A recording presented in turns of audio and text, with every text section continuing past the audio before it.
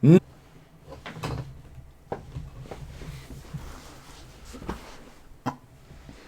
doors open.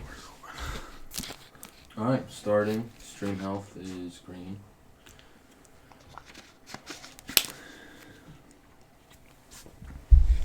OBS says we're streaming. YouTube says we're live. Woo. Alright, we're good. After a long wait, since about February. A long hiatus. Alright. Your mic is unmuted? Blinking is good, right? Blinking is muted.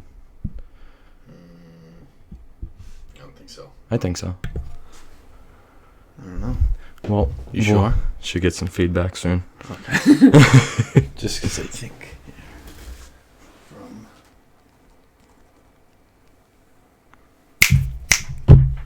I muted that. Right. Yep, you're good. I muted that though. Oh, okay. I was just checking the yeah. Got it. Awesome. So what's up? Oh man, I don't know. It's been so long. No, I mean, I've seen you a lot. I kind of wanted to re-watch the the last episode that we did. My mom. Nothing is playing. All the old stuff in there. You'll get there, Mom. Yeah, I kind of wanted to watch the last thing, the last episode, to kind of see where we left off in our life and where we could kind of fill in the blanks. I've never thought about that because I'm just thinking as this keeps going on, we're gonna have a lot of episodes. I don't know if I could, but I see what you mean. Just because we took such a long break. Yeah, that people are probably like, "Hey, what have you guys been doing since then?" Sounds like we got volume. Okay. Well, since February, geez. Well, is it really? Was February really I think last so. time? February or March, yeah. Wow. Since then, I moved in with my girlfriend. Woohoo! Not far. Shout out to her. Yeah. She is awesome. That is the best. That is the best. I love her so much. So yeah, I did that. A lot of pet issues. I got promoted twice at work. Big right there. Yeah, did a lot of car work.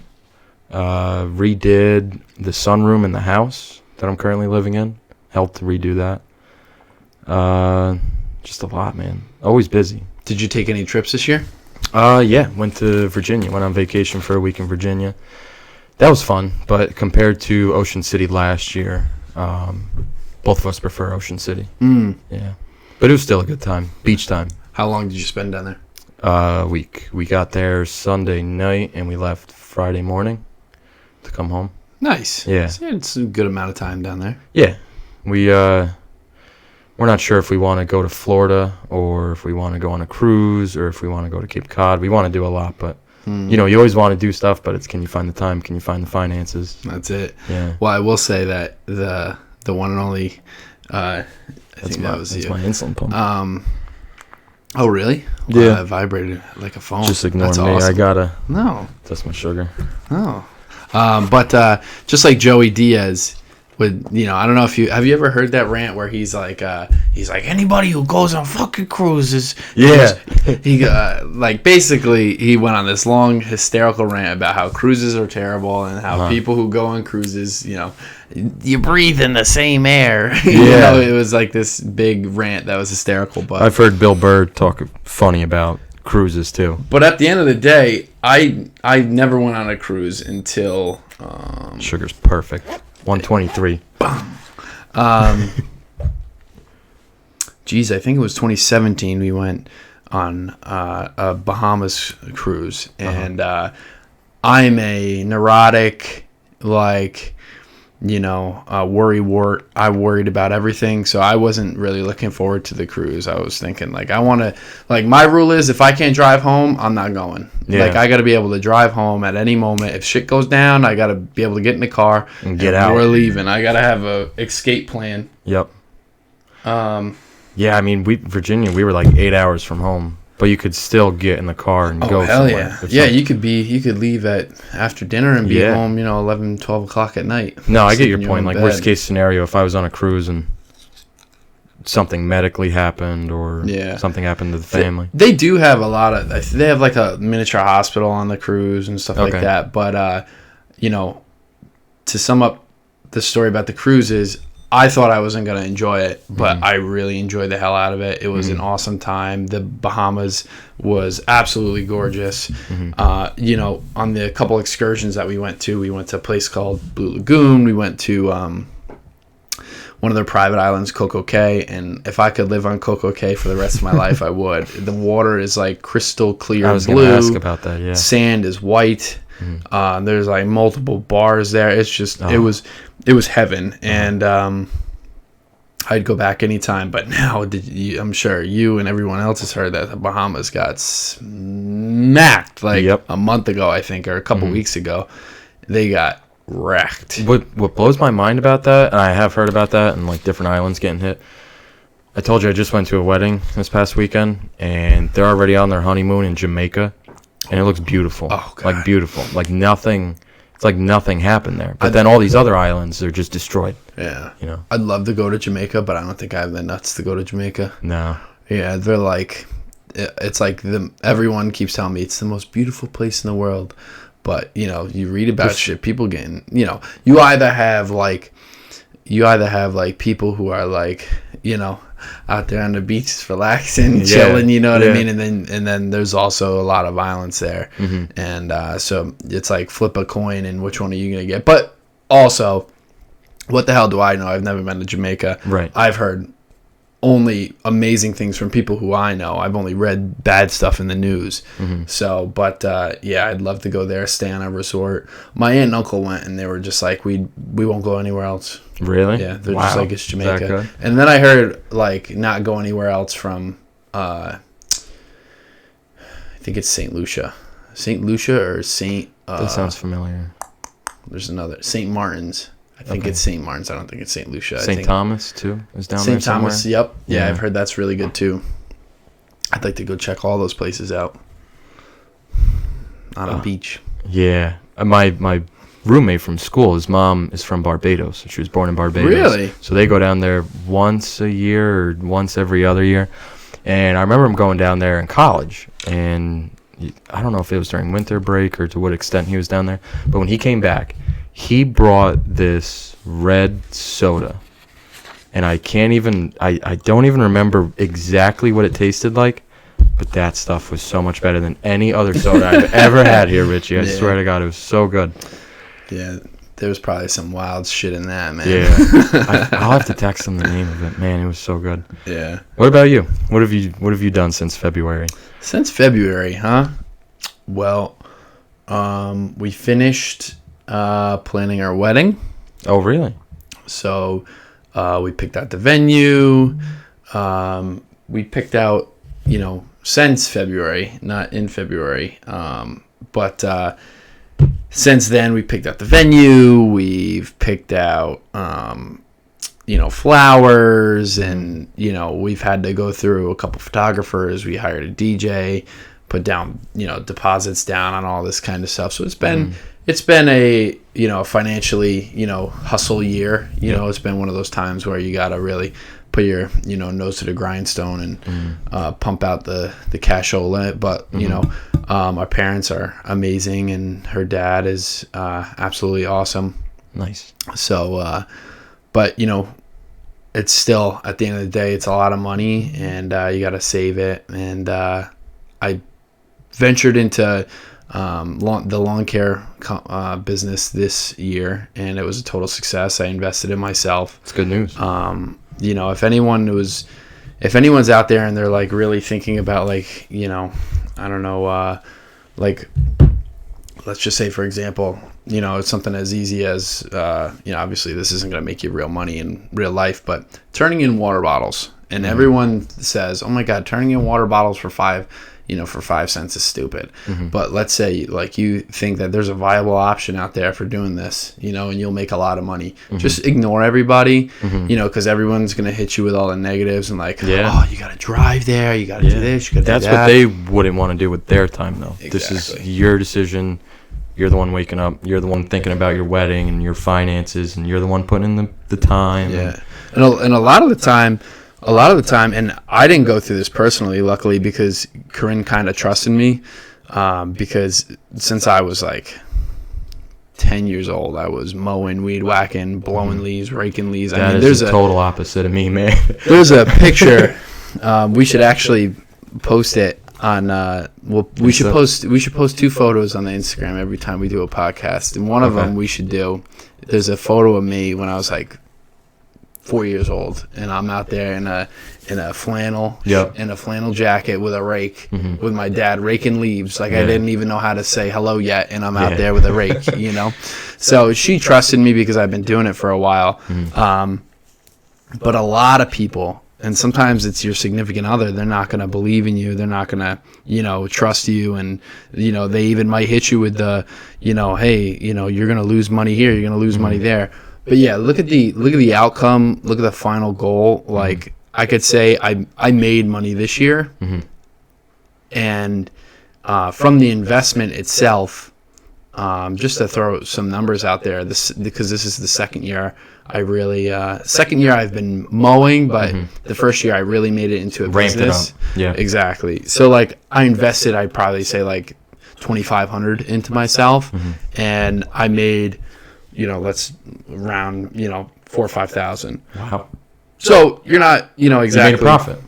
Exactly. You're not doubling. You're not making him, you're not a millionaire, but you didn't lose money. And even if you do lose money sometimes, especially in business, hey, look, you got to lose money a year or two. And then once it really skyrockets, you're off and away. So yeah, they always say like when you start your own business, you don't make a profit for X amount of time, and I'm sure that varies between what you actually want to do. But I've had thoughts about starting my own business too, but it's just a dream at this point. It's hard to think about how you could put it all together and just the order of everything. And I know it's totally doable, but something just like a computer shop or like phone repair or something small like that. For sure. But it kind of, that whole thing of you mowing lawns to make extra revenue reminded me of when I first got my job, my first career actually, moved away from the deli and the restaurant. I was still working Sundays at the restaurant, at the deli. Yes. And then it turned into every third Sunday of the month. So I was doing just one Sunday a month. And it just got to be so much at that point. And I was like, well, I'm making a lot of money with my career job. So I kind of have to, and I was doing it as a favor from my old boss. And I said, I kind of have to step away from this. It's a lot of my time. But now I think about it a lot. Like I think about, I have this extra time on a Sunday or I have this extra time here. But, I think about that. But then I sometimes contradict myself with, well, I'm always busy with something. Yeah. And it's always like something that I just have the itch to do. Like tinkering with my car, just playing video games or whatever. Yeah, for your life, it's a healthy balance, right? So, you're going to want to do a little bit of everything. And like you said, you get the itch to do something. I personally think that, people are like, there's some people out there that are like, no, you're not allowed to, have fun. You got to work until you die. No, that's not how I look at it. I think you should, hustle and, obviously put your finances first. But if you're not spending the money on what you enjoy, what are you doing? Yeah. You know what I mean?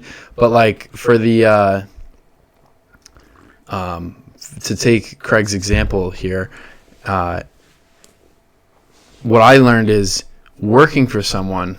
So like, let's just say you got the itch to work, what would it be? Once a week? Once every 2 weeks that you'd work at Conrad's? You're asking when I used to work? Hypothetically. Oh, just now? If you let's say next week you're like, I got some extra time on my hands, maybe it'd be nice to have a little extra cash. Like if that was the case, what would you do? Like, would you work there once a week, twice a week, once every 2 weeks? Oh, could be once every 2 weeks or maybe even once a month. Like it's hard because I feel like Heather and I always talk about this. I always feel like there's something going on, and that's so generic, but something with the family, something with work, because I have on call. I'm on call every like 4 or 5 weeks now, for a whole week, and sometimes there's maintenance on Sundays, so there's that. I think I might have said getting together with the family, going grocery shopping, and just all kinds of stuff you might not have time to do during the week. So your time is valuable, right? Oh yeah. So one day out of, let's just say every 2 weeks, would you rather go trade your 1 day, your 8 hours for X amount per hour, or investing in yourself? You know what I mean? Yeah. Like that's how I was looking at it. And look, for me, mowing season's over.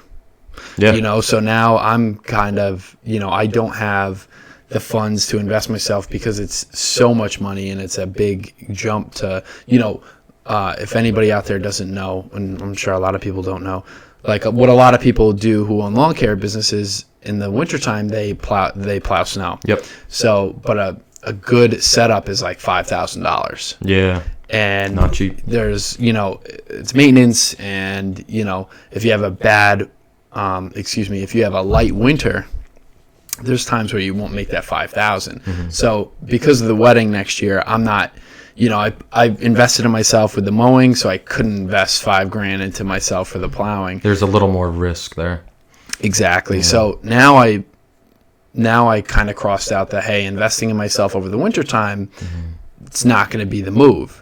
So maybe I need a seasonal, you know, part-time job, you know, while I'm kind of, you know, not busy at work or something like that. So I've been kind of, you know, hitting the, you know, checking out the landscape, seeing what's going on here and there, different places. And, but again, that's a good example of, you know, what fits, you know, people the best. If you have time, I would always say invest in yourself first. But, you know, and then if you don't have anything that you're really passionate about, or you don't have a plan, obviously if you don't have a plan, you can make one. But, you know, if you're not passionate about anything, or you just don't know yet, you know, you could trade your time for money. Just make sure it's worth it. You know what I mean? Yep. Don't go out there and make, you know, $11 an hour because, you know, you're bored. You know, you can find something better. You can, you know, push yourself, or, you know. But anyway, I'm kind of rambling on this point. No, that's fine. I absolutely love business, and I wanted to do it for a long time, and I'm really, like, obviously patting myself on the back about it, and I encourage everyone to do it. It's nice to be able to work for yourself. Yeah. That was good. Yeah. But besides the business and the wedding, just been working on the house. The house is a living, breathing organism, so it never ends. And Corinne picked up a second job, so she's busy. And that's off to her. Our little fur boy has been enjoying life as of late. He's been going to the dog park 3-4 times a week. Oh, yeah. So that keeps me busy. I'd love if I went by myself. Damn. Yeah, right. You know? But I don't think anything... I'm going to rewatch this, and I'm going to say, oh, you should have said X. But I don't think... That. Yeah, I don't think there's anything relatively big. Other than just a busy season. My season's almost over, thankfully. The winter months are coming. Got our pellets. Yeah, we got our pellets too. We got 5 tons delivered. You got 5 tons? We got 5 tons. We used about 4 last year. We have 2 heaters that are like on the wall upstairs. Well, on the first floor. And those heat the first floor pretty good, and then we light the pellet stove. We run that all the time. So we don't use too much oil. We clean the pellet stove. My brother Matt came over, helped me out with that. We clean like the pipes. The pipe that runs from the back of the pellet stove out to the outside of the house. A lot of soot in there. That hasn't been done in a very long time. So it's a good feeling just to get that clean. For sure. We haven't fired it up yet, but we're planning to do that sometime soon. Heather keeps asking me, do you think we need it tonight? We got to light that. And we haven't done it yet. But so me and Corinne and I made a pact this year. We're not using any fuel oil, right, honey? We're not doing it at all. We filled up, or we literally can't fill up. We have 2 330 tanks. Okay. So if we got 2 tanks, if we got 660 gallons of fuel oil, we would be broke. Like it'd be like almost, I think, you know, last time I calculated, it was almost like $2,000 to fill. Obviously, nobody's got $2,000 laying around for fuel oil. You could buy a used car for that. Exactly. So we were like, we're making a pact. I put 500 into the fuel tank, and I bought a ton of pellets. And for the folks out there who don't know, you know, we're just assuming that you know what pellets are. So a pellet stove is basically it's a stove just like a wood stove, except it's shredded wood, and it's turned into a little pellet form, and kind of like what's the best way to, describe it as? Maybe like honestly, Advil capsules is like what it looks like. You know what's crazy? I mean? And I know more people know about pellets than rabbit food, but it looks just like rabbit food, like pellets. Mm-hmm. Yeah. But yeah, it's just an alternative to heating. Yeah. And so we bought a ton, and now I'm looking, and there have been the past week or two where the house has gotten down to 62. Wow. Where, again, we're only using the pellet stove, where I've gone through 3 bags. So I already told Corinne, I'm like, we might have to buy a second ton. So luckily our house is only like 10 years old. Mm-hmm. It's well insulated, so we're really hoping that we could skate by with 2 tons, but we'll see. Is it something that you guys are going to run all day? Like, no, and I don't even run it at night. I'll be honest with you. I don't have kids, so pellet stove is on one side of the house, and then the master bedroom is on the other side of the house. So we have electric heaters on that side. Mm-hmm. So when during the night, or if in the morning right before I wake up, I'll kick it on, to kind of warm the room up, and then I'll come out here and kick it on. But I'm really kind of, unless it's like 55 degrees or 60, or, I'm really not firing that pellet stove up at night. Again, that's kind of my, me being neurotic is kicking in. I just don't like it fire. Yeah, hey, if like, you don't need it, sleep. You don't need it. It just... You're going to save pellets that way, too. Save a little money. Exactly. So just being really cheap with it this year. So, and, hey, look, getting more bang for your buck, and, it's a good little exercise to see how, how long and how good we can do. Yeah, how it makes out. Yeah. We, speaking of housework, we want to do so much housework, but, it's going to take some time. Yeah. It's going to take a lot of time. It takes a lot of time, man. I moved in here, and it flew by. We're like almost 2 years and 3 or 4 months, and dude, there's still things that I haven't done that I want. That at the moment I walked in here, I was like, I have to do this. Yeah. And dude, it's been over 2 years, and I still haven't done them. Yeah. Like there's still a piece of molding in the corner that I still need to do. You know what I mean? It's just like you forget about it, and I'm gonna do that this weekend. It's so easy because you just have so much other stuff going on. Exactly. Yeah. But yeah, you'll get there, and I'll help you whenever you want. Yeah, it'll take time. I mean, like I said, I've been there. Speaking of time flying by, I've been there since February. Been living there, and besides moving out to college, this is the first time I've ever moved out of my house. So, folks, I hate to interrupt you, but my little golden retriever is whining right now, and so we're gonna. Hey, buddy. No, sir. You could say hi. Okay. Thank you, sir. Please be quiet. If he ramps up, we could just take a quick pause. Yeah. But, hey, Jeter. No, sir. Thank you. But, anyway. Now, do you see... you got one, baby. Do you see... I'm going to just try to ignore him for the next 30 seconds, and if he continues... Sounds like he's walking away, actually. So you moved in February... This year. Talk about... you're fine, obviously don't get down in numbers or anything like that. You graduated college. A lot of people are kind of in the position that you're in, and, realistically, you're probably luckier than a lot of people. You found a job relatively soon, right? Like, how long was it until... it's all comparable to, other people, but I graduated in May 2016, and I worked at that deli until about, worked at that deli full-time until November 2016. Okay. So when I graduated, I had a 6-month period, a grace period, 5 months for loans. Yes, I don't have to pay off loans for 6 months after graduation.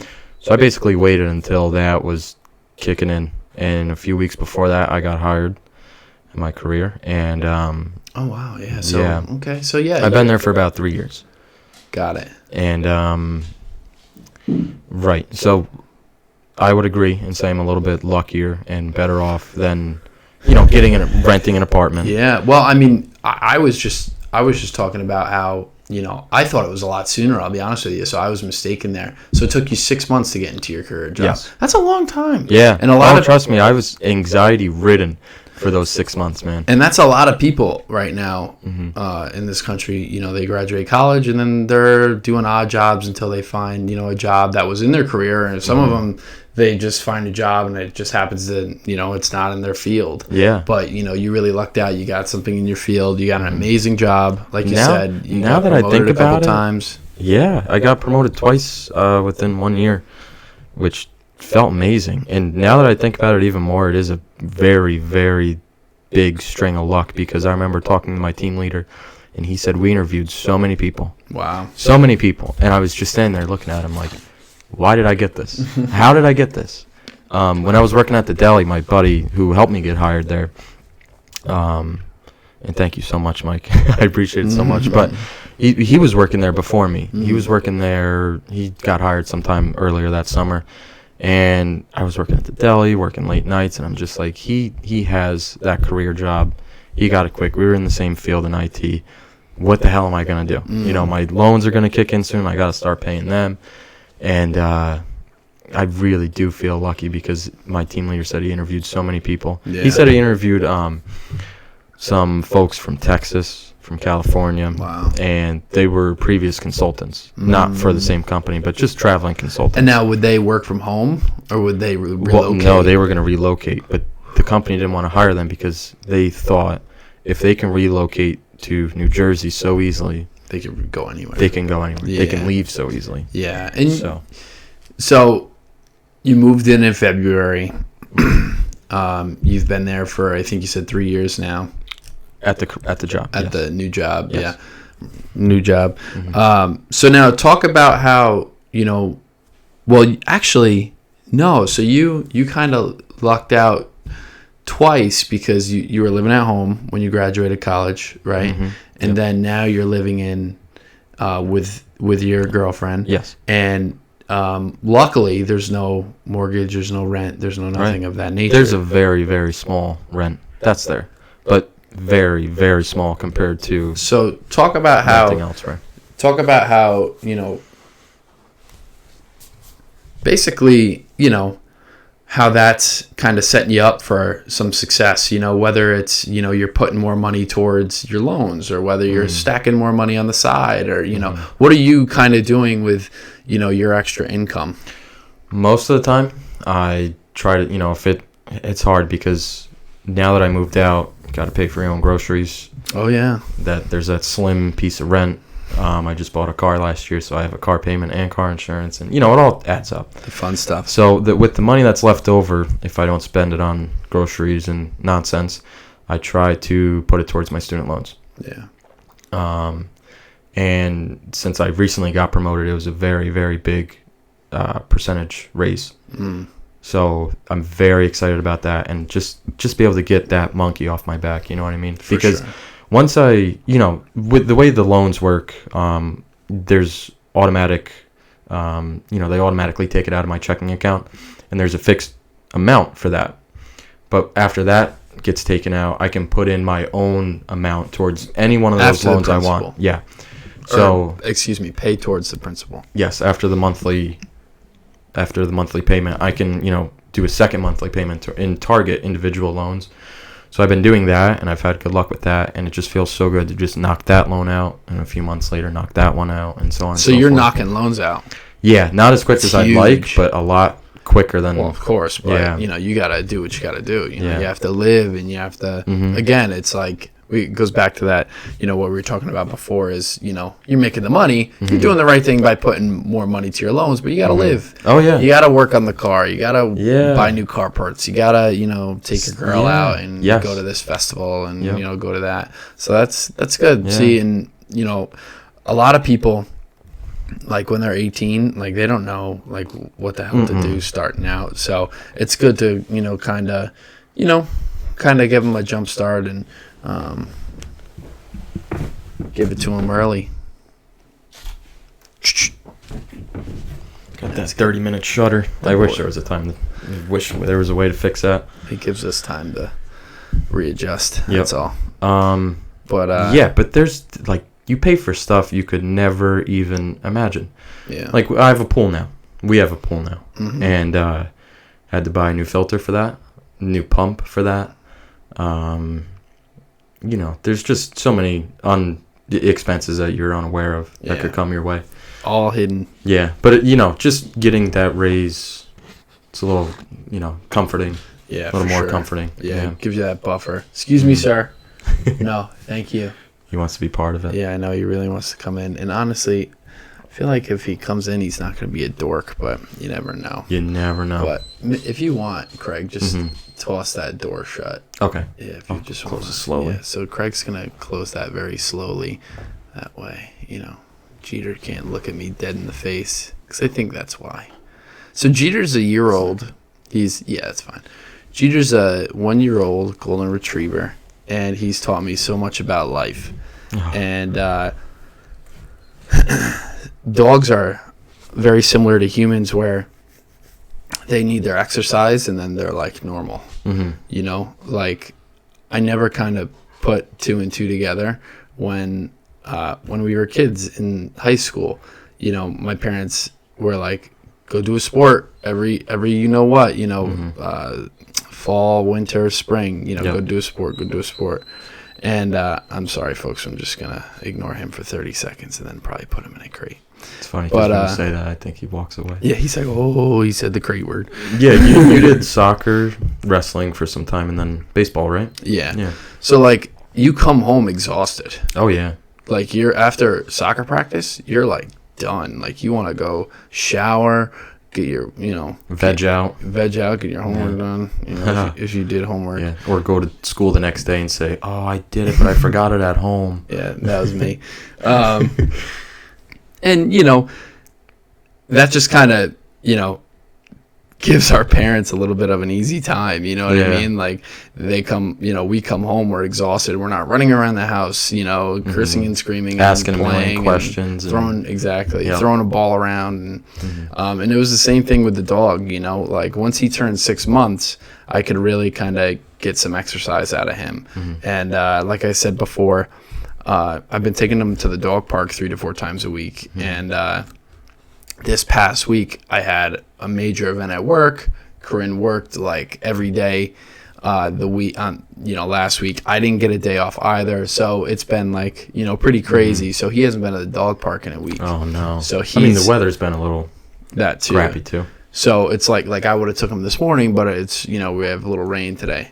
So, but that's straight to the point is he's not getting his exercise. He's being a little dork, you know what I mean? He's whining and et cetera, et cetera. If he got his run in or his long walk or the dog park, he'd be, chewing on something and then, just going to relax. And, it's big. And after realizing that it was so big for the dog, I'm 27 now. I'm not in high school. I don't do 3 sports. So I always said to myself, I need to do that for me. You know what I mean? I need to go out.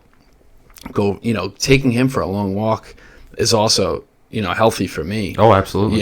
Kind of tire me out, kind of get that physical, get that heart rate up a little bit and that's fresh air. Yeah. Yeah, I wish I got more of that too, man. Maybe, for sure. Maybe Heather and I got to get a dog. No, we, actually, not to take a too sad of a turn, but maybe just an embraceful turn. We had to put her dog down this past summer, and he was about maybe 12 years old. And what was the dog's name? Moose. Moose, rest in peace, buddy. He was a yellow lab. He was an amazing dog. Every dog's the best dog. Of course. The bestest. But I don't know. It just it gives you a perspective. Just how valuable life is, even if it's just a pet, like you said.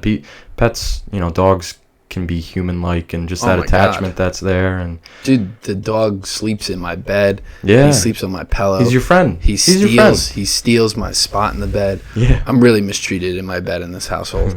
Tries to steal your food. Oh my gosh, everything. But I've never been more worried about anybody in my entire life than the dog. In a few times this year, like something happened to him, we had to go get X, Y, and Z done, so I could see how when you become a parent that it's like I could only imagine that feeling that I have for that dog is going to be like times 1,000 for, your kids, you know what I mean?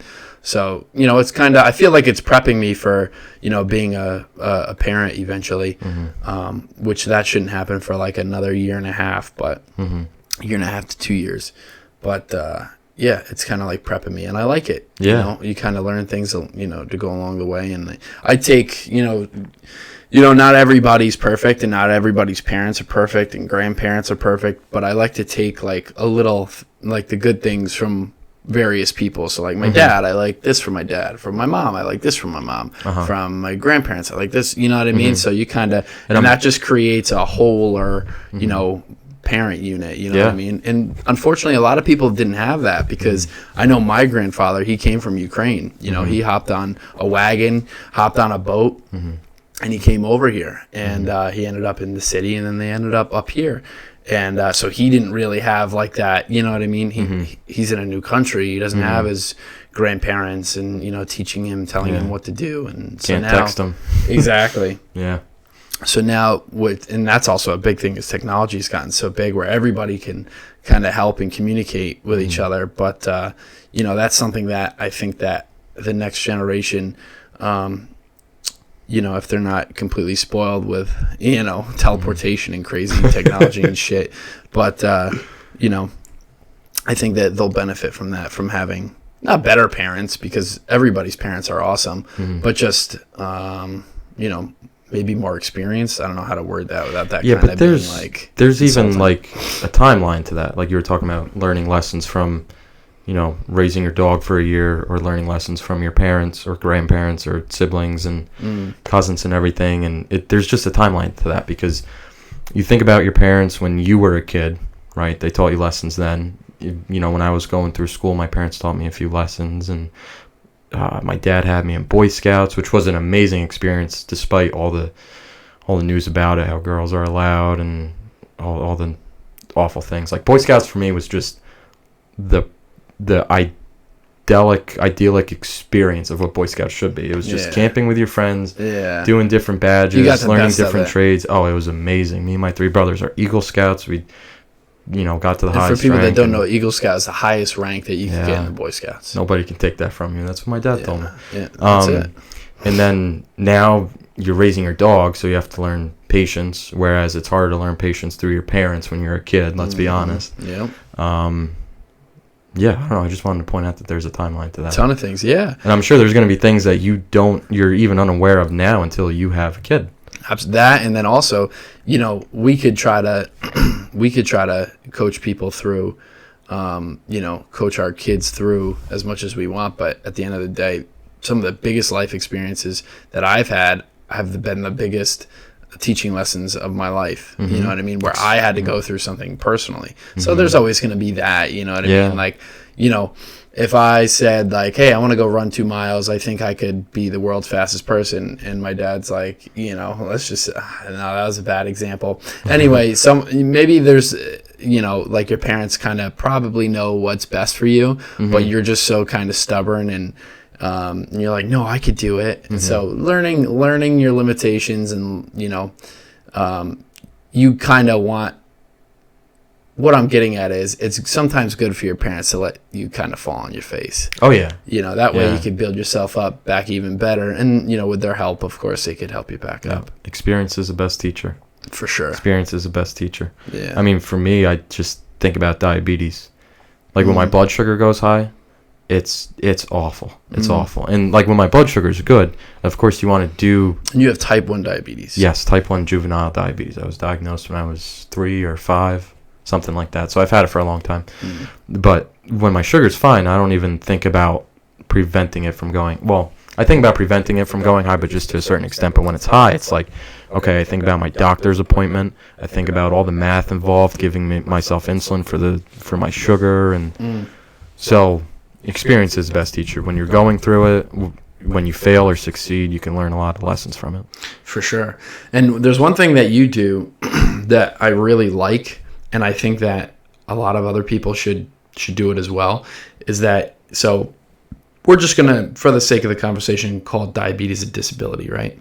It's a chronic illness, It's a chronic illness, right? So you took So you have like this, like I said, we're just air quoting right now. You have this disability, right? Yep. And you're using it to your advantage, like throughout your life. Like you kind of made, so like for example, one of Craig's characters in the game World of Warcraft is called Diabuto.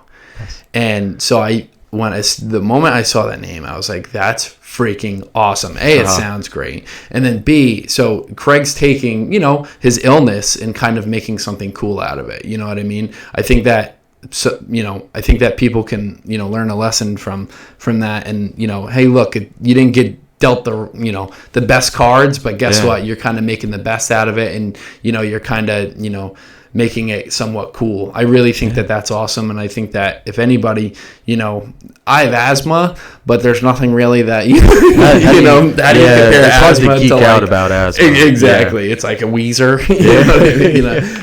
They're two obviously different levels. Yeah. But, I just in general, I think that if you have a disability or a chronic illness or, things aren't going your way or, you're down and out, take that bad stuff and kind of, turn it into a positive. Yeah. Kind of, at the end of the day, it's just going to, when you turn it into a positive, it's just going to make you sit back and be like, you kind of have to like embrace it, whether it's positive or negative. That's the way I think about it. It's there.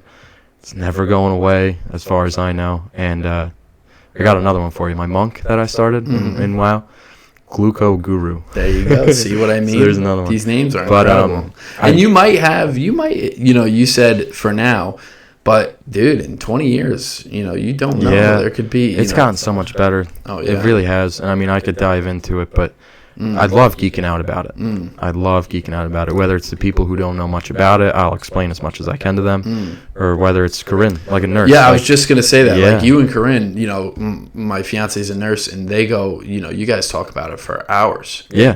We could. Yeah. And it's good. And like you said, of course, it's your body, you know what I mean? You're going to want to, know every bits and piece about it and the latest technology and the latest, study and et cetera, et cetera. You're going to want all the tips and tricks and info on that. So, that's totally understandable. Yeah, I go to see my doctor, actually, my endocrinologist next Friday. And my brother Ryan, who also sees the same guy, said, he told Ryan, I geek out about insulin pumps like the Apple tech guy geeks out about new iPhones. Yeah. Every new one that comes out has better iterations and everything. Well, they've come a long way. Yeah, from shooting just yourself, shooting glass syringes, and no pump, having to do like 5-6 injections a day. Yeah, it's huge. Yeah, no break from that. But the other thing I'd like about it, and I think about a lot, is I have these on and off periods of trying to treat my body better, and it sounds so cliche and whatnot, but what I'm trying to get at is I'll try to eat healthier, or try to eat less, or try to eat more natural. Try to eat less processed stuff, more fruits. I try to eat a lot of cashews, drink a lot of water, drink less soda, drink more green tea. Try not to use sugar in my tea. Try to use honey. There's just so much. So I have these on and off periods where, don't get me wrong, it's so good to just dive into a piece of Reese's ice cream everybody cake, falls off the boat once in a while. What's life without falling off the boat? Yeah. But I feel like sometimes the diabetes keeps me on track because it's just another thing. It's just another thing trying to help me walk that narrow line. So it's improving your overall health because even though it's we'll call it again, just a defect, it's kind of, creating a more positive, health situation for you because, hey, you don't want to get high or, you don't want to do X, Y, and Z so you don't fall off the boat as much. Yeah, and it blows my mind to learn about, like, the specifics of it. Like when somebody's sugar is high, their glucose level is high, they can get nauseous, and that's because, at least from what I've read, and Corinne, I think, agreed with me, there's a large nerve that runs under your stomach, and when your sugar's high, that's not working as expected, and that nerve allows food to, whatever food your stomach processes, it allows that food to continue down the path, and when your sugar's high, that's not working as expected, so that food just stays in your stomach, and that's why you get nauseous. So when I find out stuff like that, those details for a problem that I've been experiencing since I was 10 years old, man. It's so just it's like boom, yeah, brain blast, Jimmy Neutron. The more you know. Yeah. Have you ever seen that rainbow? Yeah, with the stars, the shooting stars. Yeah. That's funny. Yeah. But yeah, man, sometimes you just have those clicks and you're like, oh, that's why I should, or oh, that's why that happens. You know what I mean? There's certain things, and these, again, little day-to-day things. Like for me, it's wake up and, shooting for water first instead of the coffee. Yep. That's huge. You know, if I could down a bottle of water before I have coffee, I feel like I could take on the world. Yeah, or even just like half a cup, just a few sips. Something, you know what I mean? Like that fresh water hitting you cold. And, but like there's sometimes where you're just busy. And, for me, I live real close to my job. So it takes me 10 minutes to get there. If I didn't, grab a bottle of water, and I get there and I'm busy, it's like, geez, like I can't get my water this morning. Right. So sometimes, it's like, hey, you really got to do a better job. Yeah. But, I get, not to interrupt you, but I have this morning ritual, right, where I've also read a lot about like time constrictive eating and whatnot. So I try to wait as long as I can. I try to wait until I'm hungry in the morning to eat, which is usually like 8:30, 9 o'clock. I get to work at 8, but I have an hour-long ride to work. And I'll brush my teeth in the morning. I won't eat anything. And on my ride to work, I'll take that first sip of water of the day. And you just feel it. Yeah. You feel it so much more than any other sip of the day, man. Starts the engine. Yeah. You feel it and it hits your stomach and you just feel so alive. It feels so good. So, I try to wait as long as I can before taking that sip of water. God's up there. Whoever's up there. Yeah. Whoever you believe in is like, I told you this is what I've been telling you to do forever. Just drink water. And I mean, that's the other thing I was trying to get at before was I try to eat as natural as possible. Yeah. Oh, dude, sorry to cut you off. Yeah. One of the big things since February is we've been buying fruit, pineapples and watermelon. Oh, pineapple. We've been cutting them ourselves. Yeah. Woo! So I good. cut a pineapple so fast now, and it is so delicious. That's so funny because me too. Like, specifically pineapples I've got. Like, dude, and that, I feel like when you bite into a pineapple, and obviously watermelon too, you feel... you get that hunger that's gone. You get a nice little burst of like energy from like the amount of sugar that's in it, and then also I feel hydrated. Like if you take a bite out of like a pineapple slice, you're like, and folks, we're not talking little dull pineapple, cups. And, you know what I mean? Yeah. We're talking like a fresh, like a good cut of pineapple. It almost feels like it's hydrating you at the same time, and it's like, wow, it's 2 for 1. I'm hydrating and I'm eating, you know what I mean? It's like, I don't know why it took me till I was 27 to figure this out. Me too. My mom's a probably few like, years what the ahead, hell? I guess. But that's one of the things, that's one of the things that, my parents have been telling me since I was little, eat your fruits and vegetables, blah, blah, blah, blah, blah. I'm like, yeah. After my 17 sodas and my little bites and Doritos my pizzas, and exactly, all that shit. But, Hot Pockets. for my kids, I'm going to really, I think what I'm going to do is just, that's all, that's going to be available. And I think my sister does a good job at that too, with her daughter, is that, fruits and vegetables, but fruits is going to be a big one for me. I'm going to really try to incorporate that into, my kids' diet when we get there. I heard that eating as natural as you can, just makes logical sense because that stuff has been here so much longer than Hot Pockets and pizza and Mountain Dew and this and that, and it just passes through your body so much easier, tears up less than any other kind of food, like the processed food. So it just it feels better to eat that way. There's something that Rose Namajunas, who's a UFC fighter, she said on an interview one time, and she said, I try to not eat things that take a long time to be made. And she's talking about bread. And again, sorry, you could hear that little golden retriever is being a beep right now. But anyway, and she was talking about bread. Like, she makes her own bread, but she doesn't eat bread a lot because she's like, I just feel like if it takes a long time to make that, you shouldn't be consuming that on the daily. And look at the American diet. Like, it's like,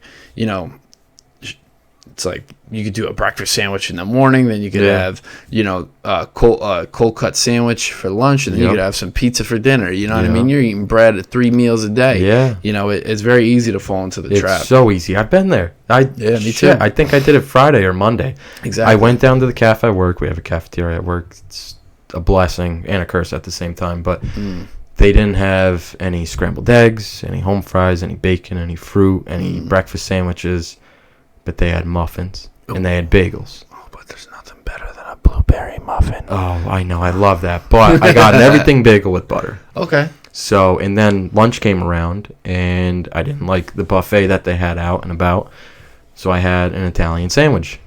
And I forgot what I had for what I had for dinner that night, but you get the gist. It's so easy to have. You were over 2 by lunch. Oh, yeah. Yeah. And that kind of stuff just ramps up your blood sugar again. Yeah. So that's like another example that's been showing me the way to eat like this. And of course, like, I'm not perfect. I don't do it all the time, but I'm just saying something that pops up now and again. Yeah, and something, and not to make an excuse for it, but something that's, I guess, backed is that having carbohydrates in the morning, obviously you never want to have processed carbohydrates, but if you have carbs in the morning, it's not as bad as if you have carbs in midday and evening time.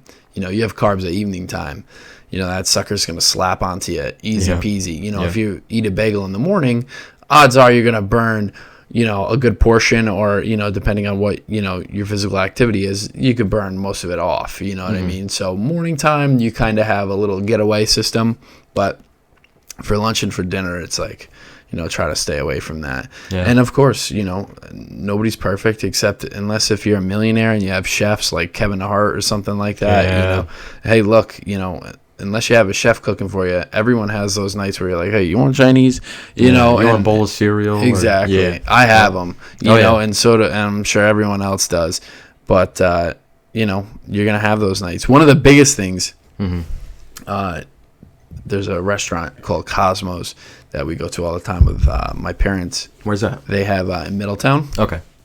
They're really known for like wood fire pizzas, and they're like, I'd probably say like that big. And you order one for yourself, and they now serve it with gluten free. And I'm not like big into the gluten free, whole hype craze. Like if I eat bread, I'm gonna die. You know, I'm not into that. But I'll tell you what, I get the gluten free, and it's made out of cauliflower. And cauliflower pizza. You'd have the dough. It's made out of cauliflower. Wow. And completely gluten free, and tastes just as good. And I don't leave with the like, I feel like after I eat a pizza or a pasta, I have a 30-pound weight in my stomach. After you eat that, I feel like your eyes get heavy. Exactly. Yeah. I don't feel that after you have that pizza with the cauliflower dough. When I eat that kind of stuff at home, all that screams my name is the couch. Yeah. I'll sit there and think about all the other stuff I have to do, but nope, my body just wants to sit there on the couch and not do a damn thing. My body. Yeah. Just wants to sit on the couch. It's true. This is quite the turn, but something that I wanted to bring up was a funny story, and I'll get to it, but I just want to know your take on, you used to live in Monticello, so I'm sure you've seen a lot. For the record, I live just outside of Monticello. Sorry, not it. You're right. No, right. But everything we shopped, everything. And then you moved to Port Jervis. Correct. So right outside. I just as one simple question: have you seen less people on drugs in Port Jervis compared to the two? Yeah. Like, was it frequent to see just people cracked out in Monticello? Well, here's the deal.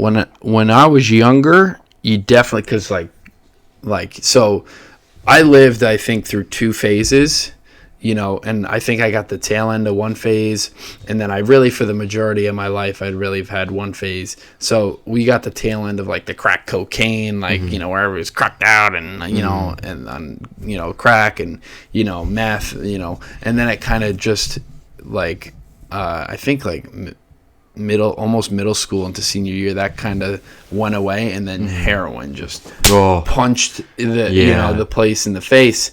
And so it's tough to be a heroin addict and walking down the street because you're you're like you're dead. That's kind of what I'm getting to, because I said I had a story. So sometime over the summer, it might have been in August or July or something like that. But Heather and I went to the Creamery in Port Jervis. Fantastic ice cream place. Would recommend it 100%. And they have a sidewalk along the Delaware River. So we're walking down there, and just for the record, I don't see anybody on drugs frequently. So this was just the funniest thing to me and Heather. So we're walking down that sidewalk, and they have benches, and we sit down, and we're just talking, enjoying the sunshine, watching the river flow. And from a distance on our left, this lady starts walking down the sidewalk, and she has like a cute white dog, small white dog. And she's not really saying much, and Heather and I look at each other and say, "Oh, look at this dog. Look at this cute dog coming down the road, coming down the sidewalk." This lady gets closer, and the dog comes up to Heather's feet, and she puts her hand down. "Oh, is he friendly? Can I pet him?" And she's like, "He's so cute." And she said, "He's so cute." And this lady, who had gray curly hair like a poodle down to her shoulders, wearing sunglasses, was like something along the lines of, "Yeah, he's so cute. Just like the guys in Vietnam, it's horrible, but it's beautiful at the same time. They're all dying." Oh my God. So she's saying stuff like that, and she gets 20 feet away from us in the opposite direction. She's looking the other way, still talking to us. And, so far, you can't even carry on a conversation. We're like, wow, that just really happened. Like, this lady is out in broad daylight on a sunny day walking her dog, drugged up. And it was just like... It's tough. That's probably pills. That's probably like pain medication, like the opioid.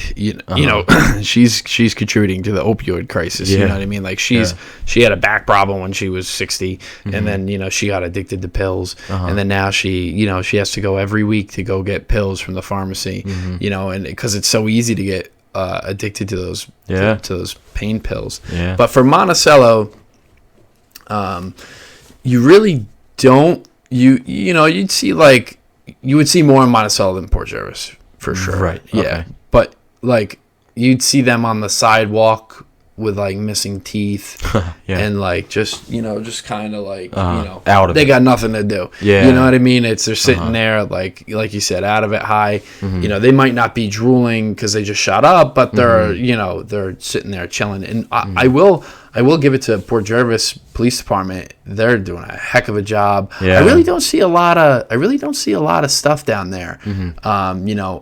I think over the past year or two they've done raids with helicopters. Yeah, I hear about it all the time. Yeah. Orange County Sheriff's Department. I mean, they're really kicking ass and taking names down there, as they should be, because drugs are drugs. It's not it's not like a political argument. You know what I mean? So drugs are drugs. You lock them up, you take them, and that's it.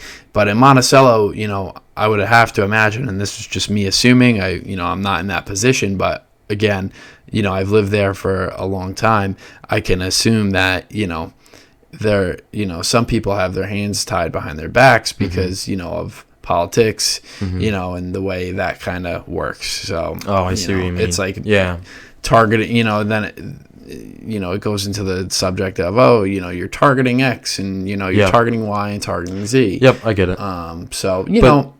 Even with Port Jervis, it's like they're just cleaning up the town in general, and I know there's initiatives for that, because some parts of Port Jervis you drive through and it just doesn't look friendly whatsoever, and then other parts are just very nice. Like the houses are very nice, the apartments are nice. They're redoing all the sidewalks. A bunch of roads. I just got news that they're putting in a strip mall. You know where that new bridge is going in? Yes. So if you bang a right down that road towards Jersey. Wow. Some days I go to work that way and come home that way. They're putting in a strip mall down that road. Wow. I guess to the that's right. That's where the bulk of the construction is. Yeah. Yeah. That damn construction. You want to be mad at them, but you're like, they're making the place better. So, and you're giving people jobs. So it's, I just take the long way. I go through Matamoros. I love Pennsylvania. We do all our shopping over there. Again, we're closer to there than, my job in Monticello. So we don't really, we don't do anything. When you go to Matamoros from here, you'll probably go down through West End. Yep, bang it right down Sleepy Hollow, go through West End, and then just go towards the Creamery. Yeah. And then go. It's hard because some days on my drive home, I can't decide with myself, do I want to go home through Port Jervis just to enjoy the Hawk's Nest and the river and whatnot, or do I want to go through Route 6 up the hill through Pennsylvania? Because there's the trees this time of the year, man. Looks so nice. Oh, God. Looks so it's nice. Beautiful. Yeah. Yeah. For time-wise, me and Corinne clocked it. It is faster to go through Matamoros, obviously, depending on traffic. We had this relatively the same traffic. You know, we didn't have, you know, anything crazy. You know, this was back when there was no construction on either side, and Matamoros ended up being faster, but it was only faster by like 30 to 40 seconds. Like, it wasn't anything major. Yeah. But I think the reason why it might take a little bit longer through port is all the lights. Like, if you get caught on a red light each way, you're sitting there, for a good extra 5 minutes. Sometimes it sucks. Jeter, no. So I want to hop into current events real fast. Yeah, this is go something ahead. that we're gonna start doing. I think we've been on for about an hour, something like that. Yeah, if that just kicked off twice. Yeah. The second time. So yeah, we're probably half an hour each. Yeah, jump right into it. That's awesome. And by no means does this mean like we're like on the excuse my French, on the ass end of the show. It's just, it's nice to get into some certain things. And one thing that I do want to just point out before we get into this is kind of like the disclaimer. Me personally, I'm so kind of done with politics. I did a lot of research to try to find a news outlet that's not persuaded left or right. Turns out there's really none of them. Yeah. So, you kind of have to go with, what's kind of funded by, radio stations and, oh man, he's killing me. But, funded by, the public and, NPR is pretty good. Sometimes they could go a little left and, it's obvious. But then, that's probably the most unbiased that we can get. So we want to just go over current events, not get political with it, but just chat about it, see kind of how we both feel about it. Because I think that it's healthy to kind of, to be able to talk about what's going on without having to throw in, a super duper political debate. Because, me personally, I'm just sick of that shit. Yeah, me too. I think a lot of people are. So this makes sense to me. So real fast. Okay. Hold on one second. Craig, why don't you read this real fast? Maybe, Okay. I don't know. Are you familiar with this at all? Somewhat. Okay. Yeah, and somewhat. Then, I can go through it. And then maybe talk about how you got into college, and then how talk about maybe if it was hard or if it was easy or anything like that. How do you pronounce her last name though? I haven't. I'm gonna go with Laughlin. Laughlin. So real fast before I leave, it's new charges against Lori Laughlin, who put her. I think it was her daughter. She basically got her paid a bunch of money. She got her onto a college row team. Meanwhile, she never rowed a day in her life. Wow. Yeah, got a full ride on a scholarship for rowing to this college. Like I said, she's never done it a day in her life. And but it was all because she paid X amount. This is the lady that was on Full House, her daughter. Yeah. And by she is, I doubt you could see that. She's a good looking woman. Yeah. She's gonna get torn up in prison. Yikes. Yeah. But, is she going to prison? Or is that what this is about? That's what this is about. This article says another round of federal criminal charges has hit the plea deal holdouts on this whole bribery scandal. 11 defendants were charged Tuesday by a grand jury in Boston. 7 university coaches and other university officials face new charges. That's good too. Hey, everybody involved should get hit with that. Yeah, definitely. You know what I mean? Yeah. They're the ones taking the money. They're the ones making it possible.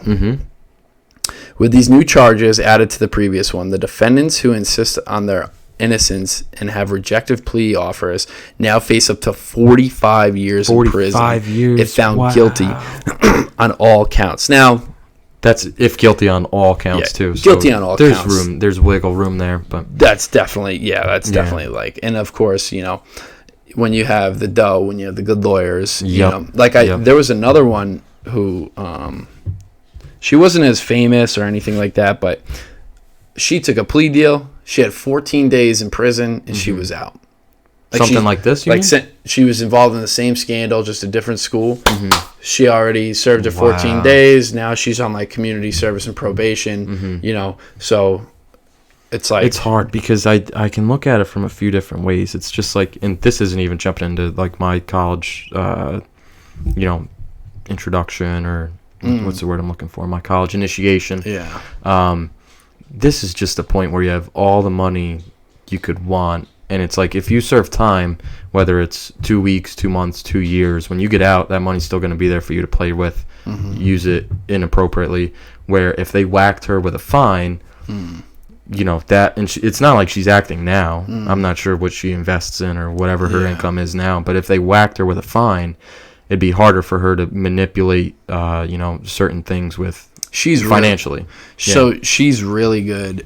Because all the reruns, I'm pretty sure that they get a piece. And then also, she was huge on what's called the Hallmark Channel. Now, when Netflix and all this boomed, excuse me if I'm wrong, but I think Amazon Fire Stick picked up the Hallmark Channel. Mm-hmm. And that blew up. That's like the Lifetime channel on the Amazon Fire Stick, and I know Corinne would watch the Hallmark Channel for a long time, and it's basically like Christmas movies and holiday movies, etc., etc. And Lori Loughlin was in like every other one. I know people that watch that during the summer, so it's popular. Exactly. And like I said, she was in every other one, so she financially she's all good. Mm-hmm. I'm gonna go take care of Jeter really fast. Yeah, but, I can jump into it. That's fine. Yeah, if you want to jump into this, and then also just an extra idea is you paying all these student loans, you know what I mean? And then someone like that kind of gets a free ride. Mm-hmm. She has the money to pay for the student loans, Right. Talk about how kind of like unfair and, it just sucks. But I'll be right back. Yeah, it does suck. It blows my mind because here, I'm going to mute your mic too. Awesome. Yeah. It blows my mind because, somebody who can pay their way into college at their choice, at will, obviously it's unfair, but with my college experience, I got put on a waiting list. I applied to 2 colleges, one community college, Sullivan County Community College, and Pace University. So when I applied to Pace University, I got put on a waiting list first. And the crazy part is, here I am with, being an Eagle Scout, and I was an average, maybe slightly above average student in high school, and 3-season athlete, and I was a lifeguard. I had a lot of stuff under my belt when I applied to college, and I still got put on a waiting list. And I know colleges have their own means of picking out their applicants and who gets put on a waiting list, who gets accepted, who gets denied. But obviously from the college's perspective, I started to realize this senior year, it's more of a business from their perspective, from the college's perspective, than than a school. Every time somebody from the, I forget the exact name of the finance department at Pace, but every time they contacted me, whether it was about my housing situation, whether it was about my meal plan or tuition or anything, like, it was always about the money. It wasn't about anything else. So it's I don't get outraged about a lot, and not that I'm outraged about this because I don't know her and it doesn't impact me, but it's definitely unfair in the fact that I have to deal with these student loans, which is, sometimes I wish I went to that community college my first 2 years of college. I went to Pace all 4 years, and it was very, very expensive. And was it worth it? It was worth meeting the people I did and having the experiences with my friends that I had and making lifelong friends. But from an education perspective, I really don't think so. I think I could have got that education elsewhere. But the fact that I have all these loans for so many years, my job, my company that I work for, they can contribute X amount, but it's just very difficult it's easy to accept that this kind of stuff is going on because, like I said, the colleges are more of a business than an education place. But it's do you think that the U.S. government is eventually going to step in on like college tuition? Oh, well, it depends. Because you have hope so. Oh man, I really hope so, dude. I really hope so. without trying to get political. I really hope so. You could mention facts. You know what I mean? It's not like we're like banning, any kind of, how you feel about anything. That's the last thing we want to do. So I think it was the Secretary of Education or the Betsy Ross lady. Is that her name? I remember back when Trump first became president, I saw a few videos of her, and it was just so hard to like believe that somebody like that could get up there. I mean, it's difficult to talk about that without jumping into politics. Go right ahead. No, it's you mean the Secretary of Education? Yeah, it's just hard because there's so much money involved, and oh god, yeah. People look at that. I'm sure she was looking at that position career from a different angle than me or you, or even somebody who works at the college. Yeah, and there's always going to be in politics. There's always going to be a candidate who comes back around every time a Republican gets elected or a Democrat gets elected. Like one that's pretty well. Did you unmute that? No, I didn't. Oh, sorry. They could probably still hear you, but yeah, sorry about that, folks. I should have done that. So good call. Yeah. Anyway, one of the things that like these presidents do is, hey, look, X was the Department of Transportation secretary when Bush was in office. Hey, she did a good job. Let's get her back here. Right. You know what I mean? And then now all of a sudden, this Betsy lady, she wasn't, to my knowledge, she's never served for, a past president or anything like that. So, and of course, whether it's left or right, there's always going to be, like, hey, gotchas. Look, it's like, hey, I know this guy, his wife is, X, Y, and Z. She'd be a good candidate for this. Right. That's just politics in general. Oh, yeah. I mean, you can even see it at a lower level, like getting, like somebody like us. Not that we're the average Joe, but somebody like the average Joe trying to get hired at a company, it's, you always hear connections are better than what's on your resume or something to that effect. I'm paraphrasing. But for sure. Yeah. Yeah. There's always like somebody's, brother that gets the, the position, or, a cousin, or something like that. So that kind of stuff. Friend of a friend. Exactly. Yep. That always happens. And, in life, all is fair. So, hey, look, you got to create these relationships to people. And, that's why I'm at work.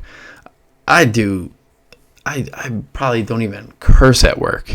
You know what I mean? I am just so like straight edge at work. And I pride myself on that because, I really want to set a standard of how people look at me, what I mean? And like trust me, there have been people who have come and gone at the company that I work for that they screwed around for a little bit in front of their employees, and then their employees don't respect them, or they what I mean, and then they kind of push the envelope, and then they do things that are really bad with other people's property, and it's just like this all could have been avoided if you set that standard. Yes. You know what I mean? People get so accustomed to their routine at work. 100%. Whether it's a doctor, you could walk in, you have a serious doctor or a lazy doctor. That could happen with any job. But to your point, I try to have the same mindset about work. And it's not just going in and grinding, because that's just having a lack of enthusiasm, I feel like. For sure. But gotta enjoy what you do. You want to go in and you want to be professional. For sure. That's why you're there. Yeah. You want to go in, get the job done, solve the problem, make this recommendation, this suggestion, all that kind of stuff. So that's, I remember on some episode of the podcast we were talking about, do you ride to work with music, or do you ride to work listening to a podcast, or do you ride to work in silence? I flip-flop between all of them, but when I'm riding to work in silence, I think about, I'm going to go there. This is my bullet point list. I'm going to knock this out, try to do that. Go in there and be a professional, because I see other people who work there who just... Oh man, get the sleepers out of their eyes every morning in front of you. You know what I mean? It's like, what are you doing, bro? Yeah. It's like, did you just roll out of bed? And then they look at you like what planet they're on. Yeah. It's like, but I do the same. I don't have service for podcasts, so it's really just, calm, Corinne calls me a grandpa all the time. I'll listen to calm music, instrumentals, or, X, Y, and Z to soundtracks, which are, again, all instrumentals, or I'll just, it's nothing. And like you said, that gets you in the zone. It gets you ready to go for when you get there. You're ahead of the game. You know what I mean? I really believe that showing up 5-10 minutes early, and then like you said, kind of having a bullet point, you're already ahead of the game, and that kind of puts yourself in a better mood. Oh yeah. It's kind of like, that reverse psychology where, if you just do these two things, that you're going to feel better about your day, that you're making the right decisions. Yep. You know what I mean? Like, I show up 5-10 minutes early, I'm like, oh man, I beat them in today. I'm on my game. You know what I mean? Like, for our meetings and stuff like that, I'm like that all the time. Our meetings start at 7:20. Someone walks in at 7:21. I'm like, I'm like, geez, I'm there at 7:10, like, shining my shoes. So I'm dumb, but we have a lot of meetings, and we have 5 or 6 meeting rooms on the floor. So people are scheduling them all the time. So there's a lot of times where you're waiting outside of the meeting room for those people to exit, and you can go in. But as much as I try to get to work 5 or 10 minutes early, it doesn't happen all the time. It's tough. It's so hard. Yeah, especially when you have an hour commute and construction. And I know that you have construction, and luckily they're just getting done with the construction on 42, but they just pay 42. It's a beautiful, I didn't even know, brand new road. Oh man, we needed it so bad. There's nothing better. We needed it so bad. So it was like, you mean like in Forestburg? Like, that main road that takes you from Monticello to Port is completely done. Completely redone. Oh, and it's like end to end, like, and county line to Monticello. Okay, so within Sullivan. Sparrowbush to Monticello, and it's amazing. Yeah, now it's like a breeze. Nice. You used to have to avoid potholes, and if you hit a pothole on your way to work, again, it's these little things that piss you off and get you rolling, and it's like the less kind of stress you have going into your workday, it makes for a better workday, in my opinion. I mean, that's probably one exception where music could help while driving if you hit a pothole. Oh, I didn't hear that. Yeah. So the next one we're gonna cover, which I see both sides of it, which is but I find this situation absolutely hysterical. So not this, but okay. What we'll get into next is the next current event from NPR is Canada's Prime Minister Justin Trudeau wins re-election, but Liberals lose majority in their I think it's like the House of or Parliament or something along those lines. So I don't know the exact. Let's see if I can find it here. So they lost 30 seats. I guess the left party in Canada, and the right party won about 32. So Justin Trudeau. Like this big, everyone knows who he is probably, in Canada. He's like this young guy. He's good looking. He's kind of like hip, but he's like he's super left, and that just kind of, in today's age with Twitter and, that's pretty common. And I think like 3 weeks before the election, he got hit with this. So someone found, I don't know if you can, if you can see this. I'm going to zoom in on it, but I'm sure you've seen it. Is that him? That's him. That's him? In college.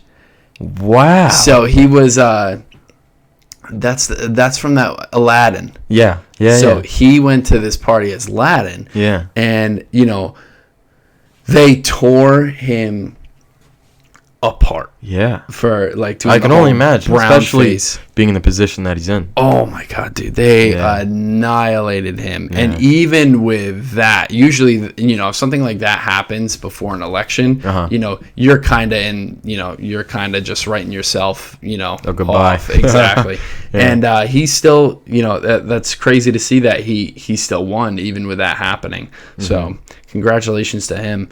But I guess the majority of Canadians kind of, lean that way. And hey, look, I play WoW with a bunch of Canadians, and they're like, they always roast me. They're like, we have free healthcare. Yeah, and isn't that crazy? I'll tell you what. After being 27 years old, obviously I'm on the right side of the spectrum. I don't, I'm like I said, I'm so done with politics and why I am, and et cetera, et cetera. But, that's one thing I will say, like, that's pretty cool, I will say. Oh, absolutely. You know what I mean? It's like, dude, you don't have to worry about that. And I guess, like, businesses pay a percentage of, tax, and that fund goes to paying these bills. Okay.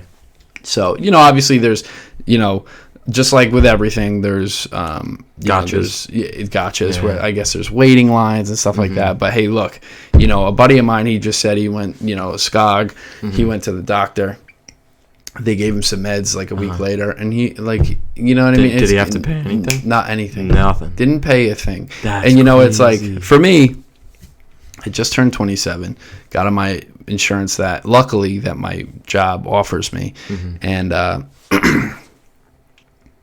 and it cost me an arm and a leg to go to the doctor, and it's really cool to see that. You know? I mean, you can start your own business in Canada and get healthcare.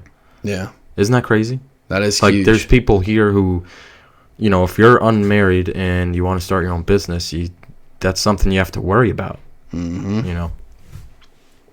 Pretty incredible. That's, like I said, going back to like that parental conversation where I'd like to, pick, the good things out of X, Y, and Z. That's one of the things that I'd like to pick out of Canada. Even though that's on the opposite side for me, I still think that's a really cool thing. Oh, yeah. And then for the last one, this seems pretty cool to chat about. A push to have cars say no to drunk drivers. So I'm assuming that this has something to do with the automated cars that are absolutely taking over. Now, Nissan, I don't know if you saw, Nissan just released basically their version of a Tesla. It's a Nissan Leaf. Yes, they've had that for a while, but I know they had a lot of issues where when it had a full charge, it was supposed to go, let's just say for sake of example, 300 miles, and it was actually going like 100 or 150. But that must have been a few years ago that they had that car. But I'm sure I just checked it. Yeah. I just checked it a couple days ago. The Nissan Leaf now, they probably fixed it. A full charge gets you 140 miles. Wow. Still think about it. Yeah. If I had an extra, 30 grand or, however much the car payment would cost, I would totally do that. Yeah. And again, I'm not on that side of the spectrum where I'm, oh my God, losing my brain over it. Because look, even if the United States became completely green, you got, as Bert Kreischer said in this one episode, he's like, there's people in Vietnam burning garbage in their front lawn. Yeah. You know what I mean? Look at China, look at India. Everybody has their footprint. Yeah. Like, let's be real. But, hey, if I could just not use gas, why not? Yeah. And I'm saving money on gas. Yep. That's what's selling me. And then B, hey, it's good for the environment. Yeah. Cool. It's a win-win in my book. Yep. Exactly. I would absolutely love to. I've heard stories from a few folks from India that I work with where as long as, they obviously have a very bad traffic problem. But India. Yeah. But they will take cars to and from their destination because they don't want to walk or ride a bike because of the pollution. Yeah. Yeah, you told me a story one time that one of the guys that you work with, because you work with a lot of folks that live in India. Yeah. And come over here and work. Yeah. And come over here. And I think you told me a story that, as soon as they get in their cars, that they turn on the, what's the one air setting where it recirculates instead of taking in air from outside. Because on their way to work, the pollution is so terrible. Yeah. So the air that's inside the car, currently, is it's just crazy. way I can't better. even imagine that. And I would love to have like a Tesla or some kind of electric car, even around here, because you're always going to and from home. It's not like you're traveling. When you live out in the woods like we do, you're traveling. Yeah. But it's not like if I were to go on vacation, I would obviously take like an SUV, like a gas car, because you're going far. You don't know where the charge stations are going to be. But if I'm going from home to work or home to grocery shopping or to, wherever, I'd love to have a Tesla. Right? Yeah. And it's not even like the self-driving, thing that's amazingly cool about it. Yeah, you can get them without autopilot. Yeah. Yeah. It's just, hey, I'd sign up for it in a heartbeat. And I think they're releasing a new version of Tesla too. Oh, man. I geek out about that stuff a little bit, even though I don't have one. But regarding that drunk driving, it is a thing because, theoretically, you could get drunk and get in your car and say, go to this destination. But the whole debacle is that okay or not? Yeah. Is that safe or not? Yeah. Because I know some people who, when they get drunk, they can't listen to themselves or anybody else around them. Oh, I completely agree. Yeah. It's tough because California has a law that, they obviously legalize marijuana. Mm-hmm. They have both recreational and medical. And there's still a law that you can't smoke in the car. Yeah. While you're driving. It's still considered a DUI. Mm-hmm. And you can't drive high. Yeah, should be like that. And they have like this thing that tests how high you are and to see if you're impaired enough or, impaired, to see if you could drive. Mm-hmm. And I completely agree with that. Oh, yeah. And dude, honestly, at the end of the day, you're still in the driver's seat of a car that weighs 3,000 pounds. Yep. That, if that automation thing shuts off by some weird reason, that, hey, look, you got to take over. Yeah, you have to be prepared. Exactly. Yeah. And you're not sober and you kill, 3 kids and a mom. It's like, dude, yeah. Until everything is generalized around automated, driving, then, you can't be drunk or high driving. No, absolutely not. That's just a big thing. Hey, look, I completely disagree with the majority of the laws in the United States about marijuana. It's just so happened that, back in the day that everyone said, oh, this alcohol is good. Yeah. Alcohol is good, but that devil's lettuce. Yeah. We can't do anything about that. Meanwhile, the whole bunch of research shows that alcohol is probably a lot more toxic to you than marijuana is. But, at the end of the day, I think everyone's coming around. Yeah. Like New York just decriminalized it. Yep. We got so close to legalizing it. Yep. But it's decriminalized, I guess. It's legalized medically, though. Medically, I know there's licensed practitioners in Liberty and Monticello, and there's dispensaries. I know the doctor in Liberty. Do you really? Yeah. That's funny. Yeah, and I have not asked him to prescribe me medical marijuana. I don't have the guts to do that. Yeah, there's a few dispensaries around here too, but I think it's inevitable given everybody's stance on it, and that's not saying that no matter if there's a uniform stance that people have in the country, it's not like they're going to pass a law about it. We've seen that before, and that doesn't happen. But I think it's just so overwhelmingly strong that it's just, there's a lag to it. There's a lag to it. Sure. It's coming, but it's around the bend. It's on its way. I think I read that there's like 7 states that completely have it recreational right now. Yeah. And I hope New York is the 8th. Yeah. Because there's certain things that I think it helps with, down to, of course, I'm no scientist or doctor, but seizures and X, Y, and Z. There's just so many things that it helps out for. And, I want to see that kind of happen. But, yeah, so they decriminalized it in New York, and then now they can arrest you, but it's a violation and not a misdemeanor or felony. Okay. So you'll get it. A violation is usually a ticket and you're on your way, but they could still arrest you if you have it on you.